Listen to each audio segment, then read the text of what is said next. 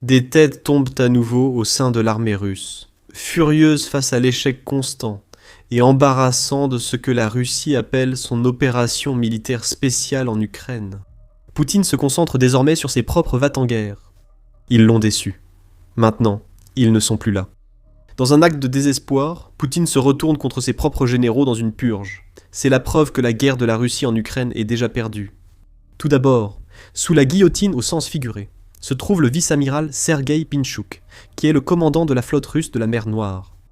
Correction, il était le commandant du moins. Il semble que Pintchouk soit sur le point d'être démis de ses fonctions, à la suite de son échec total et absolu, à ressusciter la flotte déclinante de la Russie après 4 années de guerre. Cela l'a rendu pratiquement inutile pour Poutine.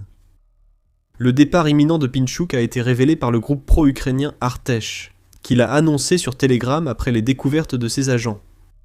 Les forces armées russes préparent un remplaçant pour le chef de la flotte de la mer Noire, après des échecs défensifs, selon Artesh. Des agents du quartier général confirment cela. Des rumeurs chez les officiers évoquent un possible remplacement de l'amiral Sergueï Pintchouk, actuel commandant de la flotte russe de la mer Noire. Les causes sont des défaillances systémiques dans la sécurité des bases et navires, et l'inefficacité des mesures contre les bateaux sans pilote ukrainiens, UABS. Le groupe indique que, même si le limogeage de Pintchouk n'est pas encore officiel, plusieurs hauts responsables sont venus à Moscou depuis le quartier général de la flotte de la mer Noire à Novorossiysk. Selon l'Artesh, c'est un signe clair qu'un événement important se prépare, car ces visites indiquent souvent des enquêtes internes et des décisions sur le personnel. Le groupe affirme aussi que le mandat de Pintchouk à la tête de la flotte de la mer Noire a été marqué par des échecs défensifs. Au cours des 6 derniers mois, au moins 8 attaques réussies de navires ukrainiens sans pilote ont visé des installations de la flotte de la mer Noire, dont Sébastopol et des bases en Crimée, selon l'Artesh. Il souligne aussi que parfois, les forces de service ont mis jusqu'à 40 minutes à répondre à ces attaques. Ce ne sont pas des paroles imprudentes qui coulent les navires. Ce sont des troupes lentes qui, après 4 ans de combat, ne savent toujours pas comment répondre aux assauts asymétriques de l'Ukraine contre la flotte de la mer Noire. Mais au moins, Pintchouk n'était pas responsable de la mort de milliers de soldats russes. C'était l'exploit majeur du deuxième homme sous pression au Kremlin. Restez attentifs pour en savoir plus sur son retour, avant le départ imminent de Pintchouk. Beaucoup pensaient que c'était inévitable. La flotte de la mer Noire subit des revers depuis le début de la guerre en Ukraine, dont le limogeage de son commandant était attendu. Et c'était la première fois que Poutine renvoyait le chef de la flotte. Pintchouk est en réalité le 3e commandant de la flotte durant la guerre. Poutine et ses acolytes du Kremlin ont souvent cherché quelqu'un pour remettre en service les navires de guerre russes. Avant Pintchouk, il y avait Igor Ossipov. C'était l'homme, en charge de la flotte de la mer Noire, lorsque l'Ukraine a commencé à couler des navires en avril 2022. Le 14 de ce mois-là, des missiles Neptune ukrainiens ont percuté le croiseur amiral de la flotte de la mer Noire, le Moskva, l'envoyant par le fond. Dans un événement qui reste la plus grande perte d'un navire de guerre unique depuis la guerre des Malouines, Ossipov n'a pas tenu beaucoup plus longtemps. En août 2022, Ossipov a été démis de ses fonctions. Dans l'un des plus marquants renvois d'un commandant militaire par la Russie depuis le début de l'invasion de Poutine. Le commandant n'a rien pu faire pour empêcher la frappe de juillet sur l'ancien QG de la flotte de la mer Noire à Sébastopol. Son cas, d'autant plus que l'attaque a amené la Russie à annuler les événements de sa journée de la marine, utilisée pour son auto-glorification régionale. L'augmentation des attaques ukrainiennes contre la Crimée a aussi nui à Ossipov. Il n'était donc pas surprenant qu'il soit écarté, mais son remplaçant n'a pas fait beaucoup mieux. Viktor Sokolov a pris la tête de la flotte de la mer Noire après Ossipov, et son mandat peut être qualifié, à juste titre, de véritable désastre. Au cours de ses près de 2 années de commandement, l'Ukraine a détruit de nombreux autres navires russes, mettant la flotte dans un tel état de panique qu'elle a été contrainte de retirer ses navires aussi loin que possible des missiles et drones ukrainiens. Le nouveau commandant de la flotte de la mer Noire n'a encore apporté à Poutine que l'humiliation. Finalement, en février 2024, le Moscow Times a rapporté que des blogueurs militaires russes pro-guerre annoncèrent que Sokolov avait été limogé. L'annonce est tombée après que l'Ukraine ait détruit un autre navire de guerre de la flotte de la mer Noire. Pour enfoncer le clou, la Cour pénale internationale a émis un mandat d'arrêt contre Sokolov. En gros, cela signifiait que toute tentative de sa part de quitter la Russie serait extrêmement risquée. Sokolov devrait rester en Russie, sous l'œil attentif du Kremlin qui n'avait plus confiance en lui. En supposant que Sokolov était même encore en vie au moment de son renvoi. Fait intéressant, en septembre 2023, l'Ukraine a affirmé avoir tué Sokolov, ainsi que 33 autres officiers russes, lors d'une attaque de missiles. La Russie a nié immédiatement, diffusant des images de Sokolov lors d'une visioconférence avec Poutine. Sokolov avait la tête sur un oreiller pendant la conversation, sans dire un mot. C'est étrange en soi. Et il y a une petite chance que son limogeage ait finalement servi à la Russie pour dissimuler sa mort. Nous ne saurons peut-être jamais la vérité, mais Sokolov n'a plus beaucoup fait parler de lui depuis, quoi qu'il lui soit arrivé. Pintchouk a repris le poste vacant, et est devenu la 3e victime des purges de la flotte de la mer Noire de Poutine. Honnêtement, on a l'impression que peu importe qui Poutine nomme ensuite, la flotte de la mer Noire est actuellement en plein chaos. Ou, grâce à l'Ukraine, il semble presque destiné à être une non-entité pour le reste de la guerre. C'est essentiellement ce qu'elle est depuis août 2024. À ce moment, l'Ukraine avait détruit un tiers de la flotte par des frappes de missiles et drones, forçant la retraite de Crimée occupée. Le ministère britannique de la Défense a déclaré la flotte de la mer Noire pratiquement inactive. L'Ukraine a accompli cela, sans presque aucun navire de guerre pour attaquer cette flotte redoutée.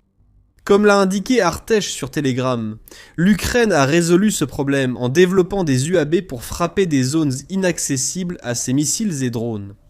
En juillet 2025, la flotte de la mer Noire avait presque disparu du plan d'eau même qui lui avait donné son nom. Radio Free Europe, Radio Liberty a indiqué que la menace des mines marines et des drones Shahed restait très réelle pour les marins ukrainiens en mer Noire. La flotte autrefois redoutée de la Russie posait bien moins de problèmes, comme l'a déclaré à l'époque un officier ukrainien nommé Ilya. L'Ukraine a utilisé ses forces côtières et les missiles Neptune pour repousser la flotte russe de la mer Noire. Ilya a aussi souligné que la fin de la menace de la flotte de la mer Noire avait des répercussions pour les soldats ukrainiens, affrontant les forces russes sur le continent. Les Russes, voyant notre capacité à les frapper avec des missiles de croisière, ont arrêté de tenter des débarquements ou des missions de reconnaissance, comprenant notre détermination. La seule stratégie trouvée par Pintchouk et ses prédécesseurs était de fuir à bord de leurs grands navires. Pas étonnant qu'ils aient tous été renvoyés. Les débats sur la défense ont révélé d'autres problèmes pour la Russie liés au retrait de la flotte, qui a laissé la partie ouest de la mer Noire à l'Ukraine. L'ennemi de Poutine a relancé les exportations de céréales pour fournir à l'Ukraine des revenus essentiels et soutenir son économie. L'inefficacité due à plusieurs échecs a mené à l'éviction des commandants de la flotte de la mer Noire. Cependant, ils n'ont pas causé plus de morts russes que l'Ukraine. Mais avant d'entrer plus en détail, vous regardez The Military Show. Si vous n'êtes pas encore abonné, c'est le moment. Si vous voulez continuer à voir des vidéos sur les dernières actualités militaires russes. Passons à la prochaine cible du Kremlin, que nous vous présenterons aussi ridiculement que ses tactiques face à l'armée ukrainienne. Il était une fois un homme du hachoir à viande. Toute stratégie valable, il l'a banni. Sa carrière semblait remarquable, mais il a sombré. Aujourd'hui, l'homme du hachoir à viande est sur la mauvaise pente. Cet homme, c'est le tristement célèbre général russe Soukhrab Akhmedov, qui a connu une ascension fulgurante dans les rangs de l'armée russe grâce à une seule tactique, échanger la vie de ses soldats contre du territoire. Akhmedov a longtemps été l'un des favoris de Poutine, rapporte le Kiev Post, ce qui suggère que le président russe approuvait ses pertes humaines. Toutefois, cette stratégie pour l'échange de territoire n'est valable que si la conquête est assez importante pour justifier l'effusion de sang. Et c'est ici que la chute d'Akhmedov a commencé. Le Kiev Post affirme que plusieurs médias ont rapporté que le Kremlin s'est débarrassé d'Akhmedov, originaire du Daghestan et issu d'une famille en militaire. Les premiers indices de cette éviction sont apparus le 13 janvier, lorsqu'un blogueur militaire russe nommé Dvar Moyara, qui selon le Kiev Post a des liens avec le Kremlin, a rapporté qu'Akhmedov était parti. L'agence russe Astra et un grand média ukrainien ont repris l'histoire le lendemain. Malgré l'absence de confirmation officielle russe sur le limogeage de cet ancien proche de Poutine, cela paraît inévitable. Akhmedov était parti, et quand on découvre son histoire en Ukraine, on comprend mal comment il a tenu si longtemps. Akhmedov semblait être le choix parfait pour la Russie avant l'invasion de l'Ukraine. Débutant sa carrière dans les années 1990, le général Akhmedov s'est illustré dans les unités d'élite de la marine et de l'infanterie de marine russe. Il n'avait aucune expérience du combat avant la guerre en Ukraine. Contrairement à beaucoup de ses contemporains, il n'avait pas servi en Syrie. À la place, il s'est concentré sur le commandement de la 155e brigade d'infanterie de marine de Russie à Vladivostok entre 2009 et 2014 ou 2015. Ah, et il étudiait à l'académie de l'état-major de Moscou, qui forme les officiers prometteurs pour le haut commandement russe. Lorsque Poutine a envahi l'Ukraine, Akhmedov était prêt à briller. Cependant, il a commencé à échouer dès qu'il a mis les pieds en Ukraine. Il a commandé une équipe de Marines d'élite de son ancienne brigade lors de la première tentative russe de prendre Kiev et de renverser le gouvernement ukrainien. Tentative qui a échoué. La guerre massive qui a suivi l'a prouvé.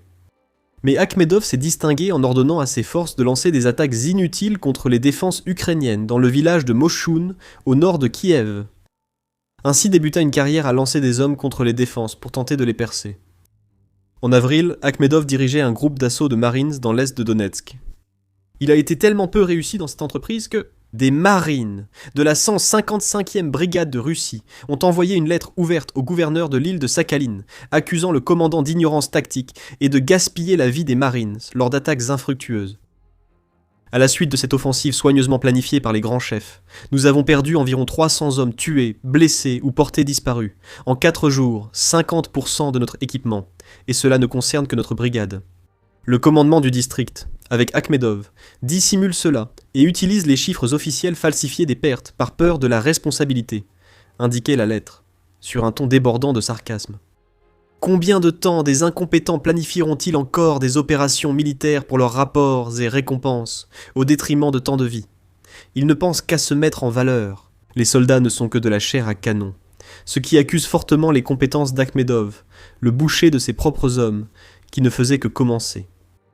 Akhmedov a été promu au commandement de la 20e armée combinée de Russie en décembre après la publication de cette lettre. Échouer pour mieux monter en grade, c'est une réalité bien concrète. En 2023, Akhmedov envoyait les soldats sous son commandement contre les champs de mines, les missiles guidés et les tirs d'artillerie qui constituaient les défenses du village de Volodar, dans le Donetsk.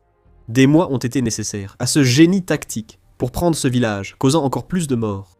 Lors d'une période de combat, entre le 9 et le 10 février 2023, les forces sous le commandement d'Akhmedov ont perdu 300 soldats, ainsi que 31 chars.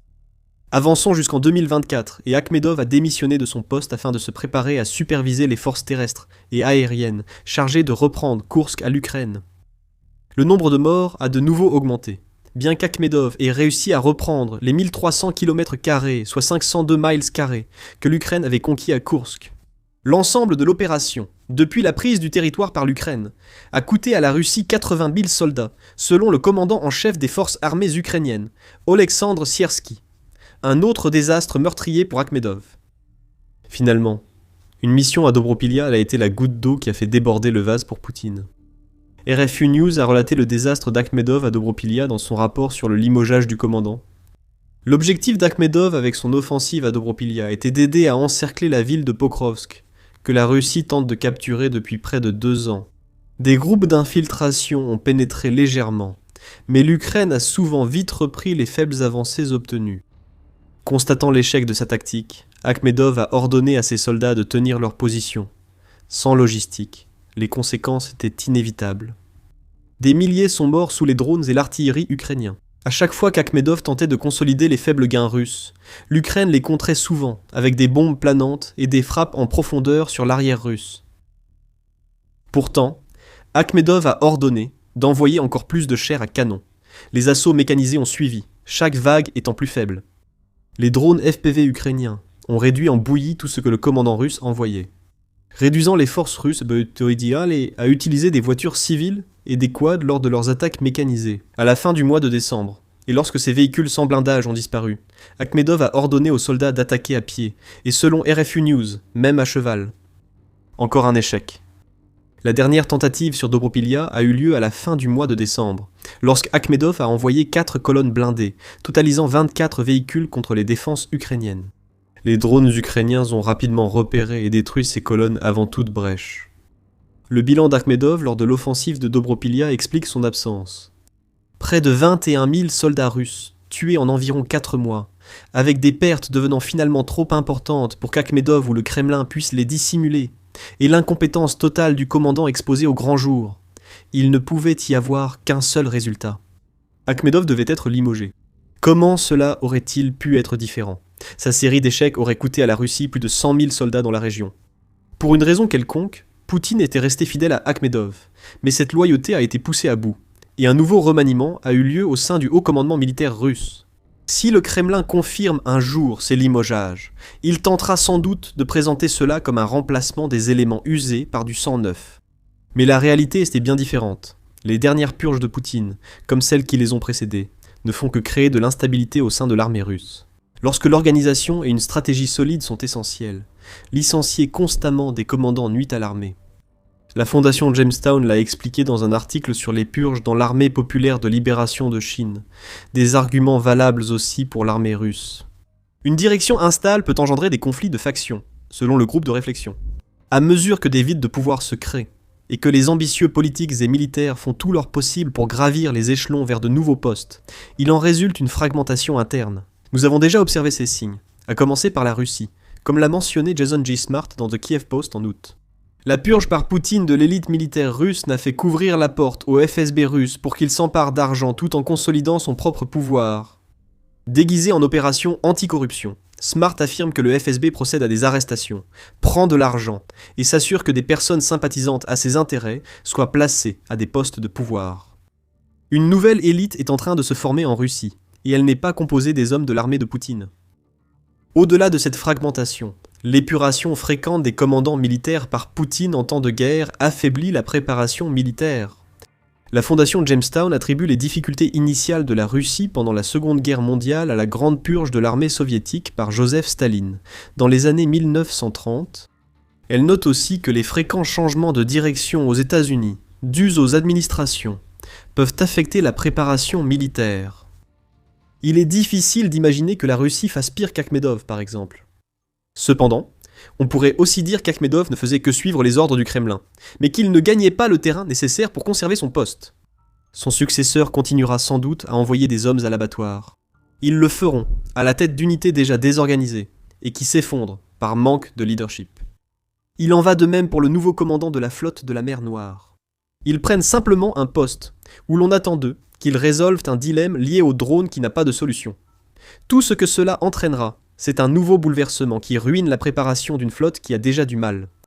Poutine doit sûrement se demander vers qui se tourner désormais. Ses commandants et généraux de confiance l'ont tous déçu. Il a dû s'en séparer. Désormais, il est plus difficile de trouver des personnes fiables qu'il y a 4 ans. Ce qui pourrait pousser Poutine à accepter la vérité qu'il a longtemps fui. La Russie a déjà perdu la guerre en Ukraine, sans encore en être consciente. Comment son armée pourrait-elle se rétablir alors que son haut commandement est purgé ? Elle doit utiliser quelque chose d'aussi inutile, ce qui montre que la guerre est déjà finie. Découvrez ce qu'est cette chose inutile dans notre vidéo. Si vous avez aimé, abonnez-vous à The Military Show pour d'autres reportages sur le chaos de l'armée russe. Merci comme toujours de nous avoir suivis.